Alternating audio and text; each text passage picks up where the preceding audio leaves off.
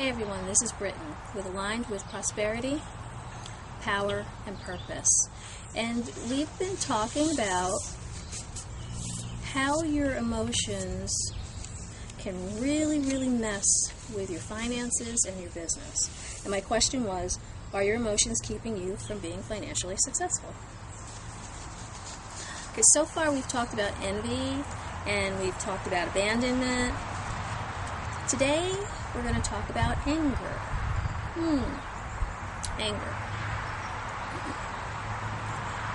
How does anger affect us financially and in our businesses as an entrepreneur? Let me read you a few quotes. This quote is by Tryon Edwards, and he says, "To rule one's anger is well. To prevent it is still better. To rule one's anger is well. To prevent it is still better." And then we have another quote by Buddha. It says, "You will not be punished for your anger. You will be punished by your anger." That's pretty deep. You will not be punished for your anger, but you will be punished by your anger. And the last quote we have is from Ephesians 4:26, and it says, "Be ye angry and sin not. Let not the sun go down upon your wrath." Once again, be ye angry and sin not.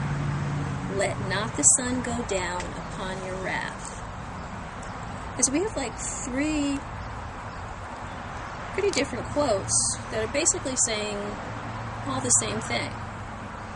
And I think the one that's really interesting to start with is the quote in Ephesians, because it's actually telling us that there are going to be times when we do get angry. But it's saying in our anger, let's not do anything that we're going to regret. Okay, let's not do anything in our anger that would be classified as a sin. And what would that be? Okay, you get angry at, and we've seen this so often, a neighbor gets angry at another neighbor. And the next thing you know, the other neighbor has defiled their house, has, messed with their car, has done all of these really bad things. Okay, illegal things that could put them possibly in jail, just because they were angry, because they didn't deal with their anger. Now, it also goes to say, do not let the sun go down upon your wrath. So that means if you find yourself to be in a state where you're angry at someone, at something, before you go to bed at night, you really need to deal with that situation. Because I will tell you, if you don't deal with it, you'll have some hideous dreams. And that's no joke. You really will. You will have nightmares. Because when you have welled up, bottled up emotions, they do manifest themselves. Like there will be people tell you, no, they don't. Yeah, they really do. Excuse me, there's something flying around here. They do. They manifest themselves. They will manifest themselves in nightmares. They will manifest themselves in illnesses. So you need to deal with that. You really need to deal with it. Now, by Tryon Edwards, it says, "To rule one's anger as well, to prevent it is still better." And that's true. A lot of the times when we get upset or really, okay, it's past being upset, we are really angry, okay? And there are times when we are rightfully angry. Okay, when we see injustices happen, we have the right to be angry about those injustices. However, in doing so, if you cannot do anything to make the situation better, then how is it benefiting you to hold on to that anger? It really doesn't benefit you at all. It just eats away at you. So, by preventing the anger from the get-go, we're better off. And, of course, Buddha's quote, "You will not be punished for your anger, Yeah, and that's true. The Bible even says it. You have the right to be angry. However, Buddha says your punishment will come from your own anger. Okay, you will be punished by your own anger, because normally when you're angry at somebody, it's eating away at you. They don't even know that you're angry at them half the time, because you've got it all bottled up inside of you, and you're holding on to it, and it's destroying your whole entire life and your attitude and your whole countenance. Okay, so great. So we understand what anger is. We understand that we need not to hold on to it. We understand that if we can avoid it altogether, that's a beautiful thing. But how does our anger hinder us financially? I can think of several ways. I think if you have been self-employed for any amount of time and you are a service provider of any type, you have been on the wrong side of the coin when it came to getting paid. Am I right? Yeah, I'm right. Listen, trust me, I know. As a business person, okay, once I left my corporate job and I became self-employed and I started my own production company, and I took on a lot of clients, guess what, that I should never have taken on. Not because they weren't lovely people, but because I knew that there was a possibility that they may not be able to pay me for my services. And was that a chance I was willing to take? Well, in order to make my mark and to establish myself, I lied to myself and said yes. And that's like the biggest lie ever, okay? If people do not value what you do and you don't charge them properly for what you do, they will run all over you and they will screw you over and you won't get paid. I speak from experience, okay? I started my business in 2006 and I still have clients, at least two, who have still not paid me in full for my video production services since 2006. And we're not talking $50, we're not talking $100. We're talking more like $1,600, $1,800. Okay? Sometimes you have to listen to your own inner self. And even though you have people in your life who basically usually give you really good counsel, sometimes you have to shut them out and follow your own heart and follow your own mind, all right? Because if you don't, you will end up in a situation where you're angry. You're angry at the person who is your mentor. You're angry at the client. You're just angry.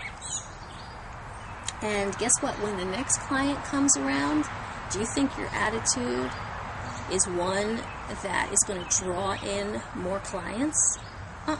It's not. Because you're going to have a chip on your shoulder.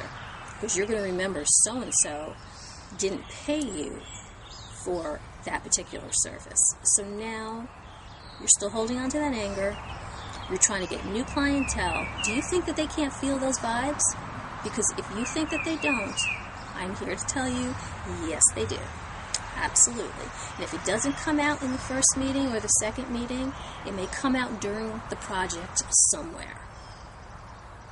And it could be disastrous. So, anger can absolutely destroy your business. Okay, whether you're angry at a business partner, a mentor, a client, it can destroy you if you let it. And like I say, you always have a choice. Okay, you can choose to let it do just that, or you can choose to deal with the anger. Now, I'm not saying it's easy to deal with the anger, okay, any more than it's easy to keep after a client for 3-4 years saying, you know what, you still owe me money. I let you slide because I was trying to really feel for your situation, but what you're showing me is that you don't respect or value what I've done for you. And those kind of people, you have to stay away from them, okay, because they will eat at you, and they will destroy you if you let them, okay? So if you want to keep anger out of your business, the first step, especially if you're offering a service, not so much, this doesn't usually happen with products, but it happens with services. If you offer any kind of service, you need to price your service properly. That's the first thing, okay? You need to know what you're worth, and you need to value yourself first. And don't let anybody tell you, well, you're new in the business, okay, so you can't charge as much as XYZ company because you got to get your feet wet. That's bull. I'll tell you that right now. That's bull. Okay, because there's no way I could have been a television producer for 10 years at the time, at that particular time, okay, and not know my craft, and not be able to do the same type of work for somebody else outside of my company and not charge what I was worth. Okay, I bought into, well, you know, you're going down a new path and you're by yourself and nobody knows you, so, you know, you can't charge this and you can't charge that, and you got to just take what you can get so you can build up your clientele and build up your name. And I'm telling you right now, don't let anybody pour that lie into you. Just don't. The minute you hear it, run the other way. Okay, just run the other way. Because if you price yourself properly, okay, market value, and you also know what you're bringing to the table, and you value what you do because you know you're good at what you do, okay, the people who would be the ones to make you angry and take advantage, you know, or want to price you down into the ground practically, guess what? They're not even going to look at you twice because they know that you're not for them. The clients who are for you, those are the ones that will be drawn to you because you hold your company and you hold what you do in high esteem and in high value. And when you do that, that really eliminates so much of the situations that will bring and cause anger in your life. So I think the lesson to be learned here is to really know who you are, know your value, know your worth, know what you bring to the table, price accordingly, and do not let anybody tell you otherwise. Okay, and then you go do what you have to do. And if you find a client, because you will, every once in a while, who will try and, you know, mess with you like that, you say, you know what, when you are ready to work with me according to my terms, you give me a call. But in the meantime, I cannot change my standards to suit you. You're not being rude, you're just being truthful. So I hope that this was of value and helpful to you. Being able to recognize where your anger can stem from. Okay, oh, here's another thing. I just thought of this. Sometimes your anger has absolutely nothing to do with you. You're going, well, how's that possible? Okay, this has never happened in my house, but I know of other houses, and I've seen it on TV, where a parent works for a company that it really isn't valuing them, and they become very angry and agitated, and it affects their family, it affects every part of their life.